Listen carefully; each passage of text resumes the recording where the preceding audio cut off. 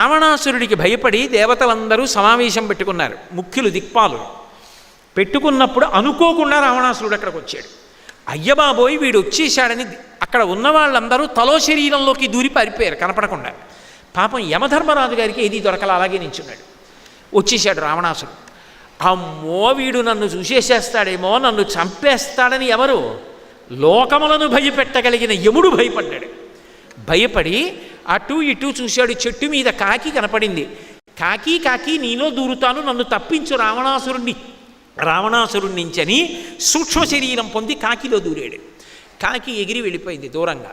రావణాసురుని చెడ నుంచి నన్ను విముక్తి చేశావు, నీకు నేను ఒక గొప్ప వరం ఇస్తున్నాను, నీకు రోగాలు రావు.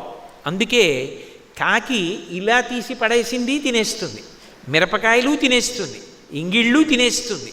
బహుశా మున్సిపాలిటీ వాళ్ళకి దానంత ఉపకారం చేసే ప్రాణి ఇంకొకటి ఉండదు. సగం పరిశుభ్రత అదే చేసేస్తుంది రహదారులవిని. అటువంటి కాకి ఏది తిన్నా దానికి అనారోగ్యం ఉండదు.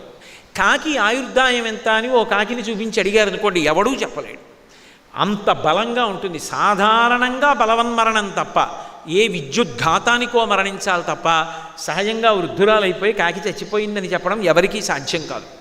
కాబట్టి నిన్ను రోగం ఏమీ చెయ్యదు. పైగా నీకు ఒక గొప్ప వరం ఇస్తున్నాను, నువ్వు ముట్టుకుంటే పితృదేవతలు తిన్నట్టే. అందుకే ఇప్పటికీ తద్దినం పెట్టినప్పుడు పిడచ కాకి ముట్టుకుందా లేదా అని కాకి వచ్చింది అమ్మయ్య అంటారు. అది ఎవరిచ్చిన వరం అంటే, ఒకప్పుడు యమధర్మరాజు గారు రావణాసురుణ్ణి చూసి భయపడి కాకికి ఇచ్చినటువంటి వరం.